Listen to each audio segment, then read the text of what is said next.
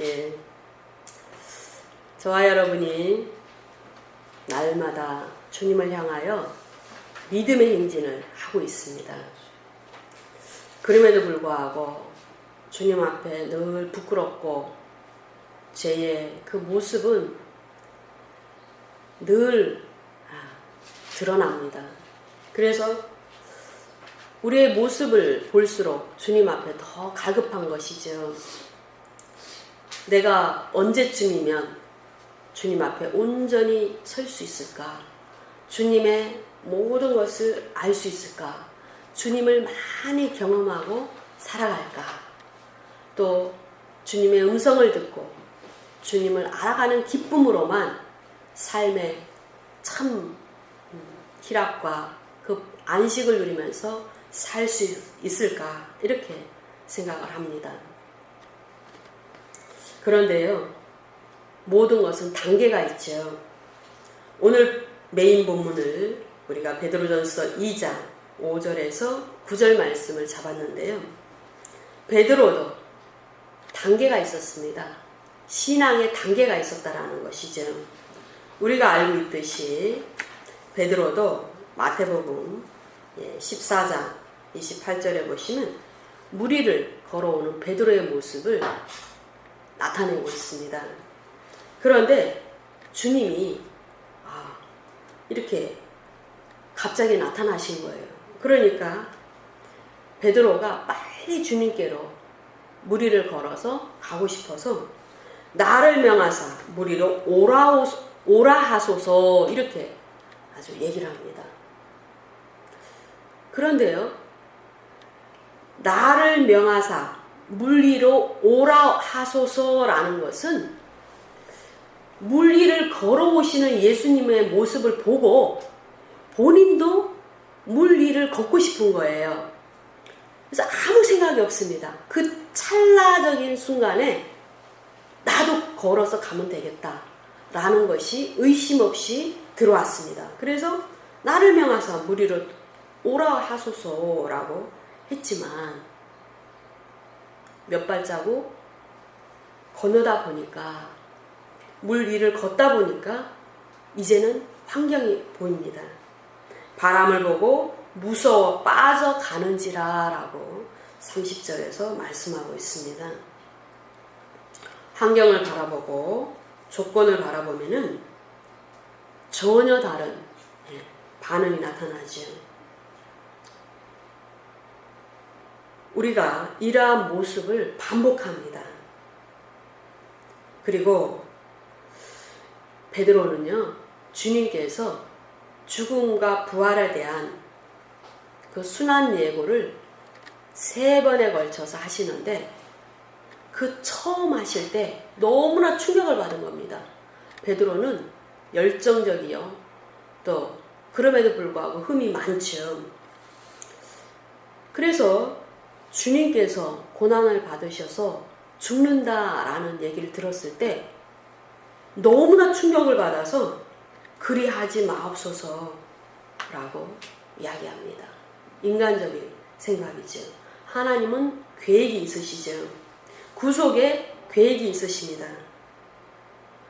이처럼 베드로도 연약한 그러한 사람이었습니다. 그럼에도 불구하고 하나님의 많은 사명을 감당하고 자신의 목숨을 순교로 드릴 수 있는 그런 베드로가 되었던 것이죠. 오늘 본문에서 베드로는 이제 신앙이 성숙해졌습니다. 그 어린아이와 같은 육적인 그러한 제자가 아니었어요. 성숙해져서 우리에게 귀한 말씀들을 전달해 주고 있는데요. 5절 본문을 보시면 너희도 산 돌같이 신령한 집으로 세워져라. 산돌은 예수님이시죠. 예수님이 이제는 산 돌로서 살아나신 돌로서 우리를 살리는 자 되셨습니다. 그래서 영적인 집으로 세워지고 예수 그리스도로 말미암아 하나님이 기쁘게 받으시는 영적인 제사, 삶의 예배를 거룩하게 드리는 그러한 거룩한 제사장이 되어라 라고 말씀합니다.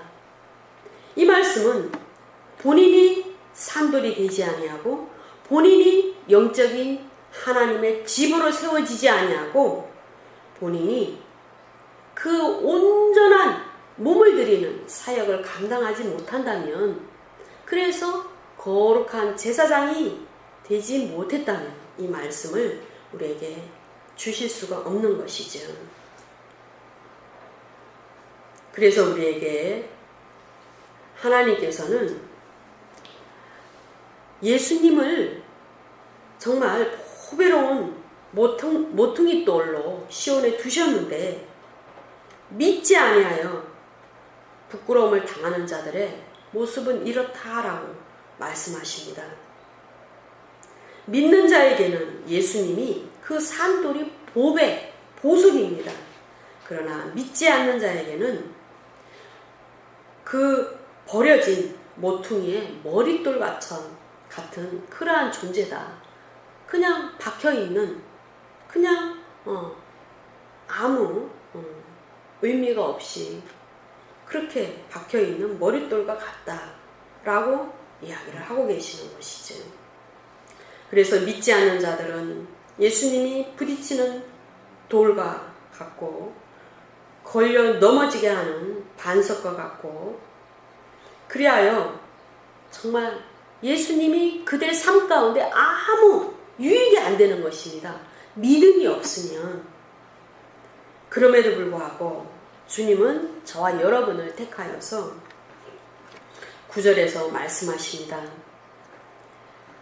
우리가 하나님께서 택하신 거룩한 족속이라는 것이죠. 구별된 무리들이라는 것입니다. 그리고 왕같은 제사장들이다 라고 우리의 신분을 얘기합니다. 베드로는 본인이 그 많은 순환과 그 사역의 어려움과 하나님 나라를 위해서 헌신하는 모든 삶을 살고 보니까 이제서 깨달았다라는 것이죠. 하나님께서 왜 베드로를 부르셨는가, 왜 성령을 통해서 많은 그리스도인들을 부르셨는가를 깨달았다라는 것입니다. 이 4가지 직분을 주시려고 부르셨다라는 것을 깨달았습니다. 첫째는 택하신 족속이고, 둘째는 왕같은 제사장이 되라고 부르셨고, 셋째는 거룩한 나라로 세워지게 부르셨고, 그리고 그의 소유된 백성으로 부르셨다라는 것을 우리에게 베드로는 전달해 주고 있습니다. 그리하여 우리를 하나님의 기이한 빛에 들어가도록 그렇게 하셨다라는 것이죠. 하나님 나라의 빛, 영원한 생명의 빛 가운데로 들어가게 하셨다라는 것입니다. 그리고 이제는 은혜의 빛 가운데로 들어가게 하셨다라는 것입니다.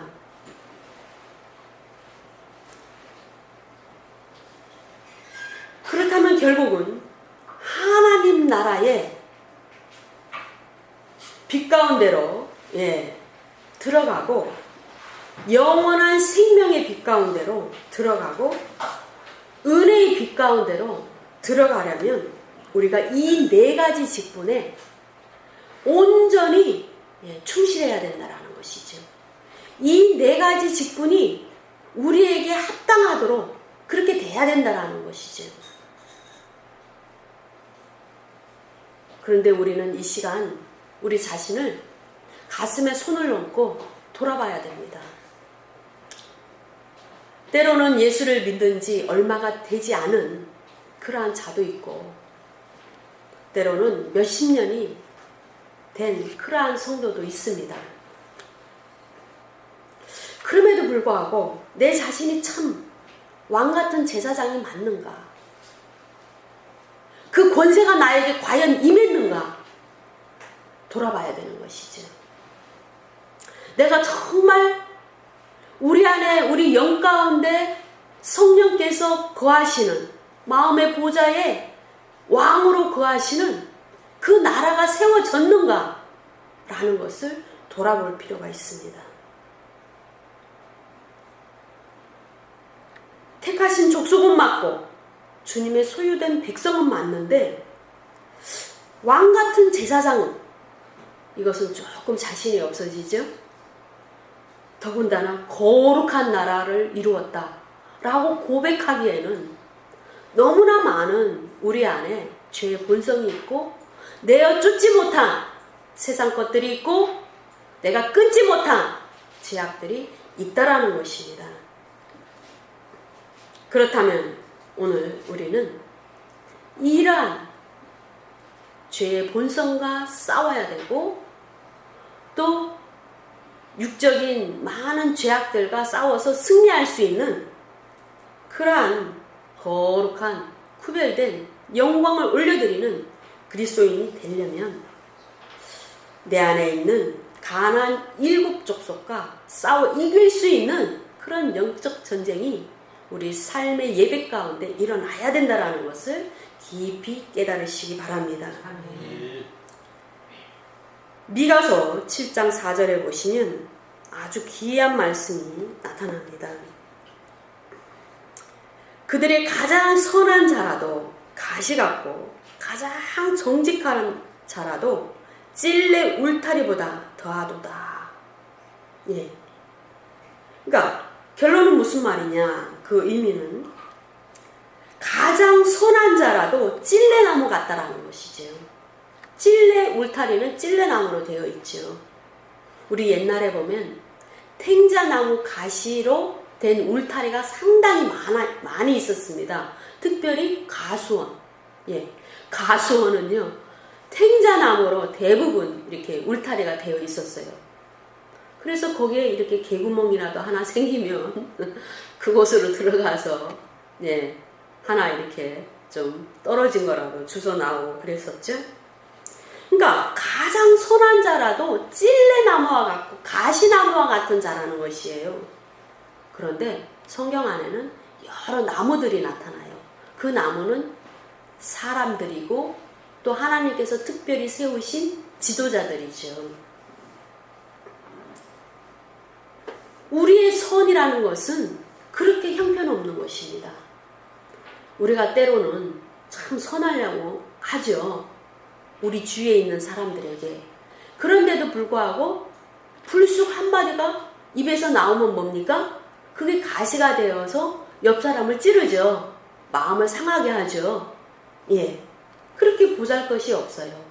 그렇기 때문에 우리 안에 있는 이 영적으로 정말 좋지 않은 이 모든 요소들을 내어버리고 십자가에 못 박아야 된다라는 것입니다. 하나님께서 그렇게 하시기를 요구하시기 때문에 우리는 순종해야 됩니다. 잠언서 28장 9절에 보시면 율법을 듣는 데서 귀를 돌이키는 자는 그의 기도가 가정하다라고 말씀하십니다. 하나님께서 말씀에 너희는 가나안 7 족속을 내어버리고 끊어버리고 그것들과 싸워 승리하라라고 명령하셨는데 승리하지 못하는 삶을 살면은 우리의 기도가 하나님 앞에 상달될 수 없고 주님은 말씀에 순종하지 않기 때문에 너의 기도가 가정하다라고 말씀하신다라는 것이죠.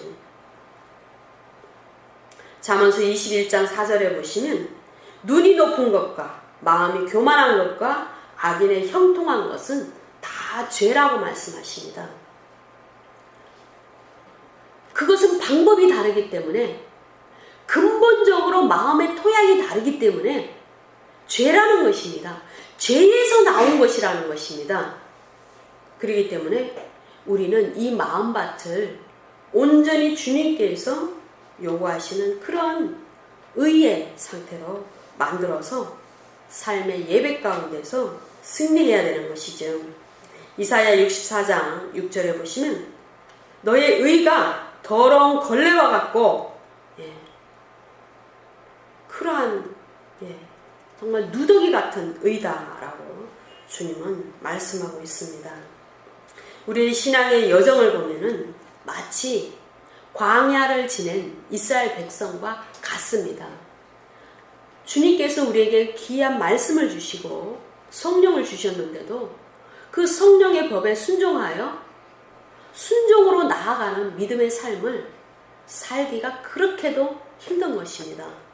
광야의 백성들은 불기둥 구름 기둥으로 그들을 인도하는 하나님의 영광을 대면하고 있으면서도 그들이 방자히 행했던 것이죠. 그래서 38년이나 광야를 정말 그 사막을 이렇게 뺑뺑이를 도는 그러한 징계를 받았던 것입니다. 우리의 삶 가운데 올무가 있을 수 있습니다. 우리가 어떤 자를 위하여 기도하다 보면은 어떤 자는 목이 올무에 걸려 있어요. 어떤 자는 손과 발이 묶여 있는 자가 있습니다. 어떤 자는 계속 옆에서 이 짐승이 이렇게 노려보고 있어요. 어떤 자는 계속 또 정말 그 더러운 것들이 막 이렇게 몸으로부터 나오는 그러한 형상을 보여줄 때가 있어요. 그것은 그 사람의 영적 상태를 나타내는 것이죠. 이러한 상태는 인생이 꼬일 수밖에 없습니다. 하나님의 징계의 그 사막을 살 수밖에 없는 것이죠. 사막의 삶이 얼마나 메마르고 척박하고 열매가 없고 정말 정갈과 악한 것들이 너무나 많이 있는 것이죠. 그러므로 우리는 오늘 이 말씀들을 통해서 가나안 7 족속을 우리 안에서 다 제거하는 귀한 시간을 가지시기 바랍니다.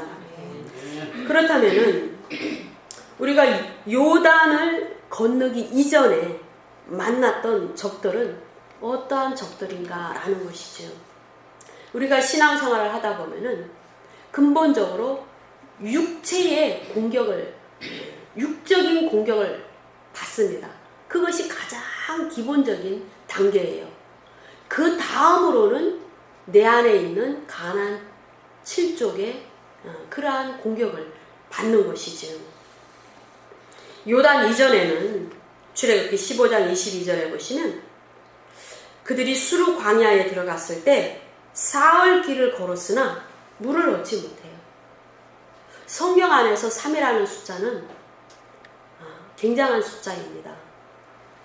뭔가 구별되어서 주님께 영광을 올려드리고 주님 편에 설 수 있는 그러한 하나님의 숫자죠. 그럼에도 불구하고 그들이 물을 얻지 못하였다라고 말하고 있습니다. 물을 얻지 못한다라는 것은 결국은 인도하시는 자가 물을 제공한다는 의미입니다. 내 안에 주님으로 충만하지 못하면 생수를 공급하지 못합니다. 그러나 우리 삶 가운데서 뭔가 막히는 것이 있다면 주님께 기도를 통해서 그것이 주님께로 오는 공급을 받으라는 의미입니다. 그런데도 우리는 기도하지 않는 것이죠. 그 물을 주님께로부터 사모하지 않는 것이죠. 이스라엘 백성은 물이 없으면 인도자에게 물을 구했어야 됩니다. 그런데 또 마라에 이르렀더니 오히려 쓴물이 있습니다. 그렇다면 그 쓴물을 보고 주님께 단물로 바꾸어달라는 기도를 해야 되는 그러한 믿음을 보여줘야 되는 것이죠. 그런데 그 육적인 요소들이 공격을 할 때 그들은 원망 불평부터 나왔던 것입니다.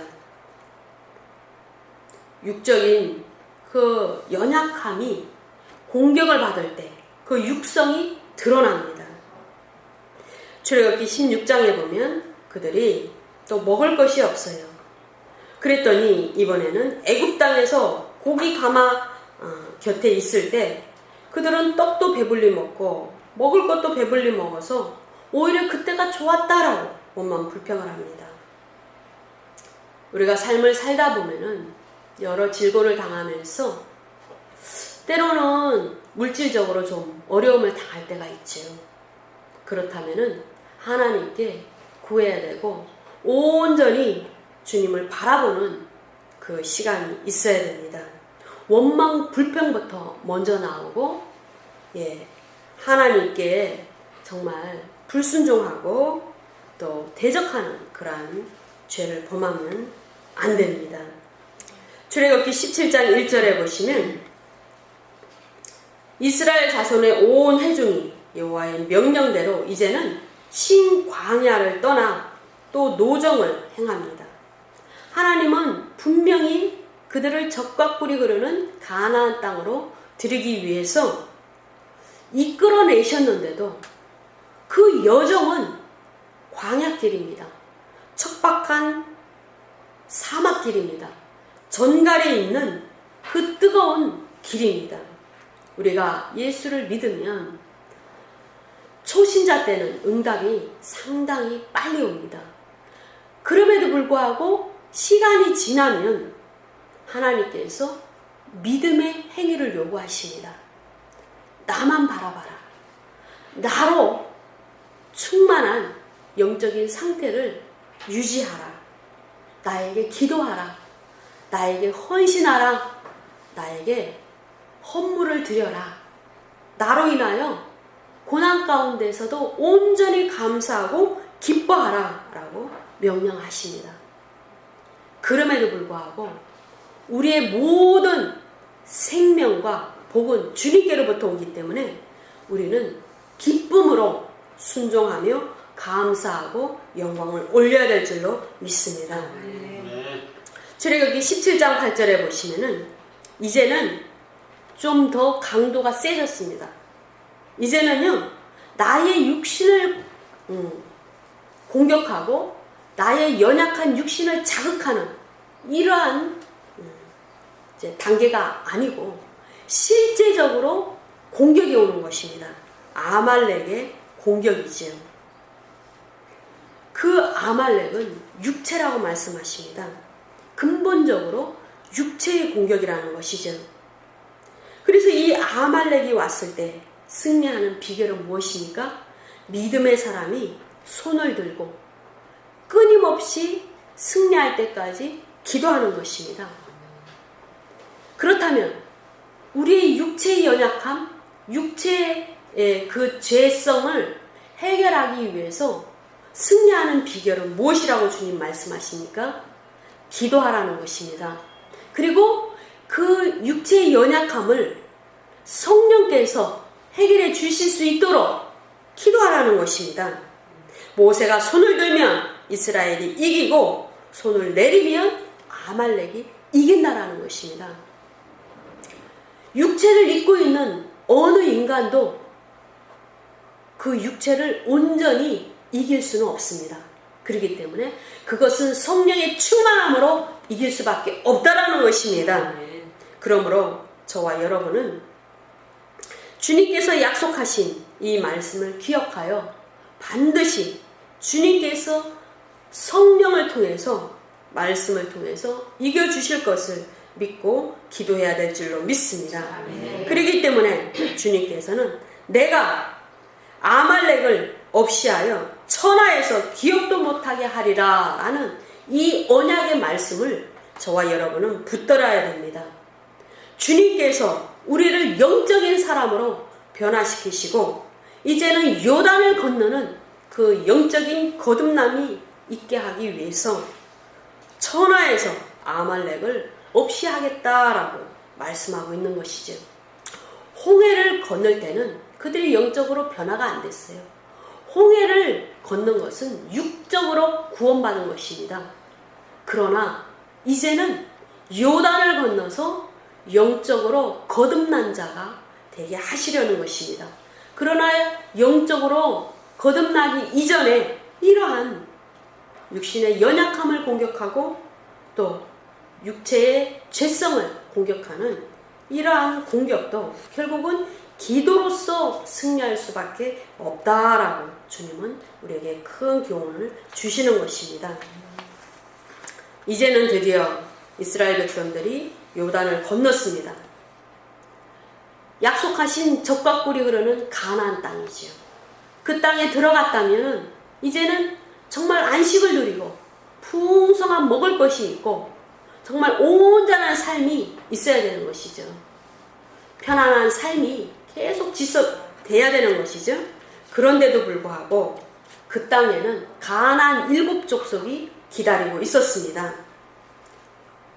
이 가나안 7족속은요, 함의 자손들입니다. 우리가 창세기 10장에 보시면 1절과 6절의 말씀을 보면은 노아의 아들 셈과 함과 야벳을 통해서 이 땅에 새로운 세대가 시작이 됐다라고 주님은 말씀하고 있습니다. 노아의 홍수를 통해서 아담의 세대들은 전부 죽었습니다.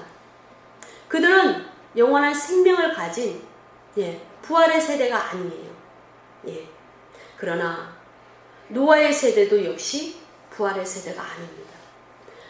아담의 세대도 죽고 노아의 세대도 여전히 죽습니다. 그러나 저와 여러분은 예수의 세대로 예수께 속한 생명을 가진 거듭난 자이기 때문에 이제는 부활의 세대로서 영원한 생명을 소유한 자들이기 때문에 죽지 않는 부활의 세대입니다. 노아의 아들 함의 자손들, 함의 아들이 6절에 보면은 구스와 미스라임과 붓과 가나안이다 라고 말씀하고 있습니다. 미스라임을 통해서 많은 이집트 전역에 있는 후손들이 태어났고요.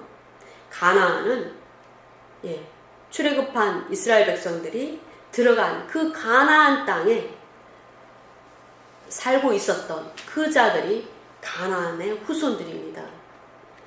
가나안이 가나안 땅에 정착하고 살았기 때문에 그 땅을 가나안이라고 불렀던 것입니다. 사람의 이름이 땅의 이름이 되었던 것이죠. 그래서 이 가나안 7족은요 함의 자손입니다. 그런데 함은 노아의 아들 함은 문제가 많았죠. 그 아비의 하체를 보고 형제들에게 가서 함부로 이제 얘기를 했던 것이죠. 근데 그것은 단지 하체를 보고 아버지가 벌거벗고 잔다라고 말한 의미보다 상당히 어원적으로 강도가 높은 것입니다. 동성애의 요소를 이 함은 이미도 그 죄성을 갖고 있었다라고 이제 학자들은 보고 있습니다. 성경적으로 그것이 또 증명이 되고요. 이집트와 그 가나안에 그 우상 숭배와 동성애가 관용을 했던 것이죠. 그래서 이러한 요단을 건넌 후에도 이스라엘 백성은 가나안 7족과 계속적으로 싸워야 되는 상황입니다. 출애굽기 3장 8절에 보시면은요, 주님께서 처음 애굽에서 나온 이스라엘 백성들에게 이 7족을 멸하라고 말씀하십니다. 8절에 보시면 내가 내려가서 그들을 애굽인의 손에서 건져내고 그들을 그 땅에서 인도하여 아름답고 광대한 땅, 젖과 꿀이 흐르는 땅, 곧 가나안 족속과 헷 족속, 아모리 족속, 브리스 족속, 히위 족속, 여부스 족속 지방에 내가 데려가라 한다라고 그 땅에 있는 이 족속들을 쭉 열거하십니다. 그런데 신명기 7장 1절에 보면은 이들을 다 몰아내고 죽이고 아주 전멸하고 짐승까지도 어린 아이까지도 전멸하라라고 말씀합니다. 그러나 이스라엘 백성은 그렇게 하지 않았죠. 그들과 함께 살고 그들의 우상 숭배를 배우고 그들의 문화를 다 흡수했습니다. 저와 여러분이 세상의 모든 것을 받아들이면 계속적으로 그것을 통해서 죄악이 관용해지는 것입니다. 신명기 9장 1절에서 2절의 말씀을 보시면은요. 이스라엘아 들어라. 내가 오늘 요단을 건너 너보다 강대한 나라들로 들어가서 그것을 차지하리니 그 성읍들은 크고 성벽은 하늘에 닿았다라고 주님 말씀하시고 그 백성들은 아낙 자손이다라고 말씀하고 있습니다. 거인 족속이라는 것이죠. 거인 족속. 가나안 7족도 우리가 상대하기 어렵고 이스라엘 백성들이 가나안 7족도 멸하지 못했는데 그들이 더 강대한 그 원수들이 있고 대적의 세력들이 있는데 그들이 누군가라고 주님은 밝히고 있습니다. 아낙 자손이라는 것이죠. 네피림이라는 것입니다. 네피림의 후손들이라는 것입니다. 키가 8척이나 되고 또는 9척이나 되는 그러한 거인 족속이라는 것입니다. 그럼에도 불구하고 그 모든 족속들을 내어 쫓고 그들을 멸하라 라고 말씀하십니다. 그런데 멸하라고 말씀하신 이유는 뭐냐면 너희들이 싸울 때 그들을 내가 내어 쫓겠다 라고 말씀하셨기 때문에 그들을 내어 쫓으라는 것입니다. 내어 쫓지 못하는 것을 내어 쫓으라는 것이 아니고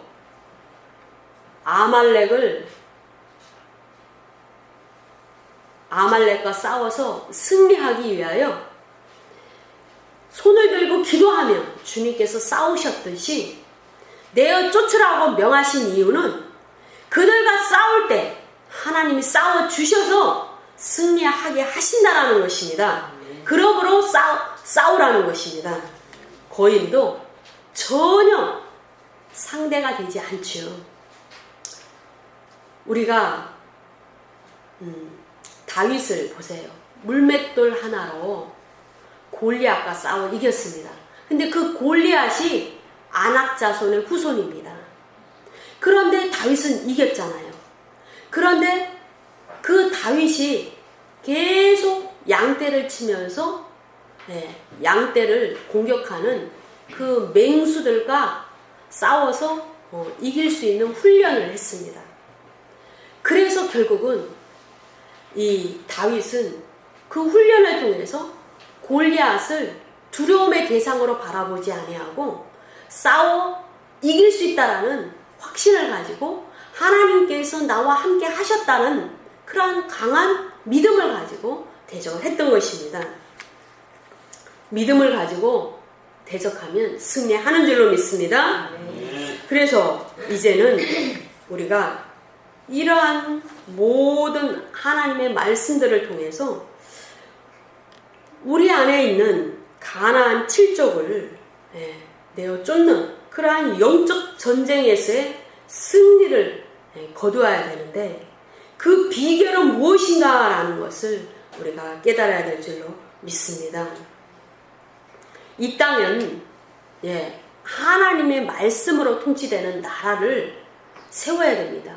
이 대한민국 땅에 하나님의 말씀이 관용한 그러한 영적인 통치가 일어나는 그러한 하나님 나라가 돼야 되는 것이죠.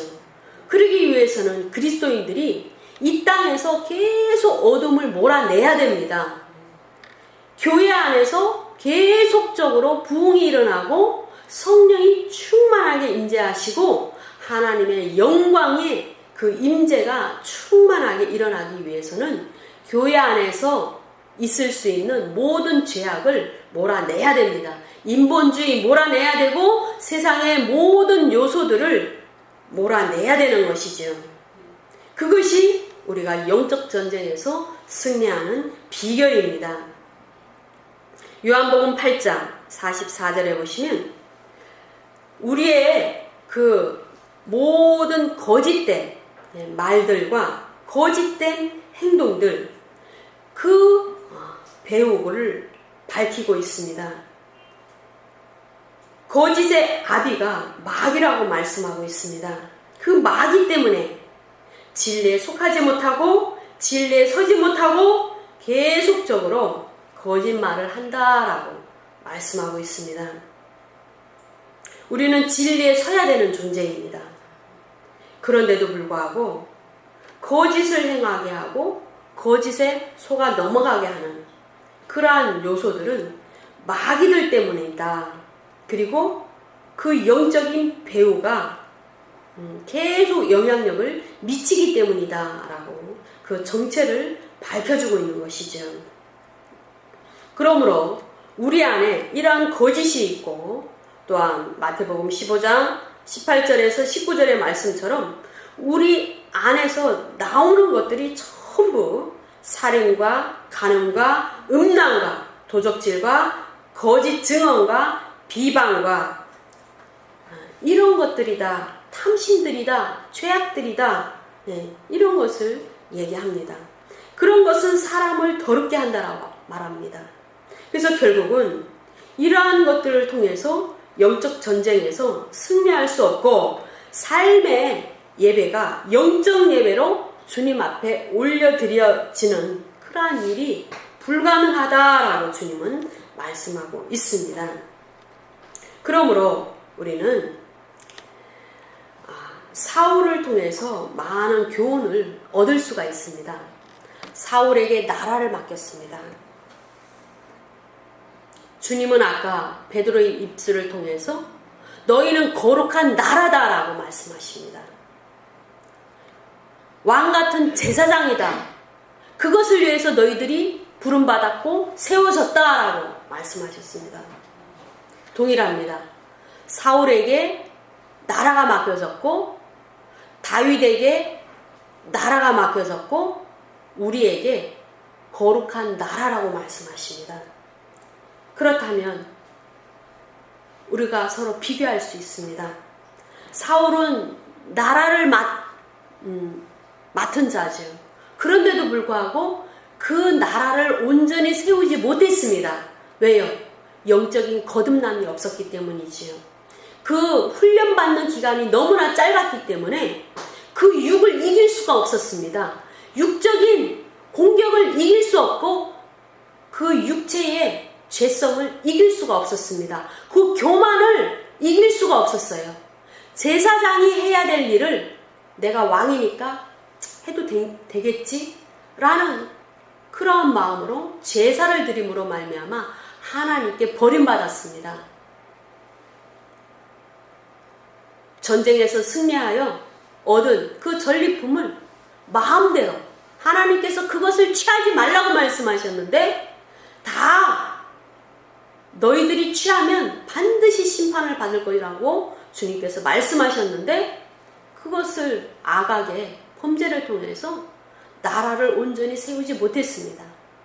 저와 여러분은 거룩한 나라라고 말씀하셨는데, 이 나라를 세우기 위해서는 우리에게 주신 직장, 우리에게 주신 그 사업장을 온전히 하나님께서 운행하시는 나라로, 통치 영역으로 온전히 세우기 위해서는 이러한 육적인 생각, 육적인 죄의 본성들을 다 내어 쫓아야 되는 것입니다. 하나님 말씀으로만 세워져야만 그것이 나라가 지속되는 것입니다. 안 그러면 멸함을 받는 것이죠. 하나님께서 패하십니다. 그렇다면은 다윗은 어떻게 됐습니까? 다윗은 나라를 맡겼는데 온전히 그 사모함이 하늘에 계신 하나님께로만 집중되었습니다. 온전히 예배에만 집중이 되었습니다. 온전히 다윗의 장막을 통해서 그 언약궤를 사모하고 언약궤 앞에서 엎드리고 언약궤 앞에서 말씀을 듣고 주의 영광을 대면하는데 집중하고 영이 거듭난 자입니다. 다윗은 신약의 성도, 영이 거듭난 자의 모형이었던 것이죠. 그래서 나라를 세울 수가 있었습니다. 그렇다면 저와 여러분이 우리 안에 주신 그 성령을 통해서, 가정에서 나를 통해서 나라가 세워지고, 교회에서 우리를 통해서 이 나라가, 하나님 나라가 확장되는 일은 내 안에 7족속, 가나안 7족속을 몰아내는 것입니다. 가나안 7족속은 우리 마음 안에 있는 그 근본적인 죄의 본성입니다. 그 죄의 본성을 끝까지 싸워 이겨서 몰아낼 때 우리는 나라를 세울 수가 있는 것입니다. 영적으로 바로 서야, 온전히 영적으로 바로 서야 우리가 거룩한 제사장이 될 수가 있는 것입니다. 삶의 예배가 주님 앞에 상달되는 그러한 제사장으로 온전히 세워질 수가 있는 것입니다. 골로새서 3장 15절에 보시면 너희는 평강을 위하여 한 몸으로 부르심을 받았나니 너희는 또한 감사하는 자가 되라 라고 말씀합니다. 그러나 여전히 원망 불평이 있고 시기와 질투와 미움과 판단이 있고 그렇다면은 평강을 위하여 부름받은 자가 아니죠. 감사로 주를 영화롭게 하는 자가 아닙니다. 에베소서 1장 4절에서 6절의 말씀을 보면은 곧 너희들은 창세전에 그리스도 안에서 우리를 택하사 우리로 사랑 안에서 그 앞에 거룩하고 흠이 없게 그렇게 부름을 받은 자다. 그래서 하나님의 아들들이 되게 하셨다. 그래서 우리는 하나님의 은혜의 영광을 찬송해야 된다라고 주님은 적고 계십니다. 우리는 돌아봐야 됩니다. 내 안에 죄의 본성을 이기고 끊임없이 나오는 내 생각, 내 판단, 정죄, 온전히 그 영광 올려드릴 수 없는 이러한 요소들을 계속적으로 우리는 누르고 없애고 또 성령으로 그것들을 변화시켜서 은혜와 영광만을 올려드릴 수 있는 그 찬송을 끊임없이 드리는 자인가 하는 것을 깊이 생각해 보셔야 됩니다.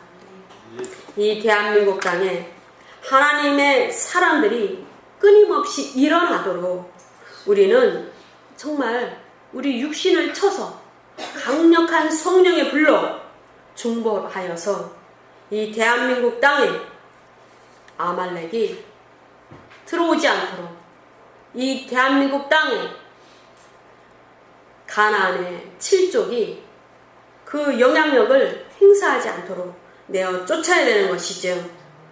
하나님의 사람들, 우리의 다음 세대가 계속적으로 일어나고 성장할 수 있도록, 그래서 하나님 나라가 확장될 수 있도록 우리는 끝까지 무릎으로 승리해야 될 줄로 믿습니다. 기도하시겠습니다. 좋으신 하나님, 감사합니다. 저희들이 이 시간 우리가 정말 우리 안에 있는 그 죄의 본성들을 끊임없이 내어버리고 말씀으로 대적하여 승리를 거두고 있는가 깊이 돌아보는 시간을 가졌습니다. 세상은 악하여지고 하나님 나라는 세상 것들로 채워지고 혼란을 거듭하고 있습니다. 그럼에도 불구하고 주님은 우리를 부르신 목적이 거룩한 제사장이 되게 하고 거룩한 나라가 되게 그렇게 부르셨다고 말씀합니다. 우리는 정말 강력한 말씀의 빛을 드러내서 기도로서 승리하는 우리들이 되게 하여 주시옵소서. 그리하여서 이 땅에 어둠의 세력들을 몰아내고 우리의 다음 세대가, 믿음의 세대가, 3세대가 일어나도록 우리는 길을 여는 자가 되어야 될 줄로 믿습니다. 주님, 우리에게 기름 부어 주옵시고 용기를 더하여 주옵시고 믿음을 더하여 주시옵소서. 무릎으로 기도하는 자들이 되게 하여 주시옵소서. 예수 그리스도 이름으로 감사하며 기도드렸사옵나이다. 아멘.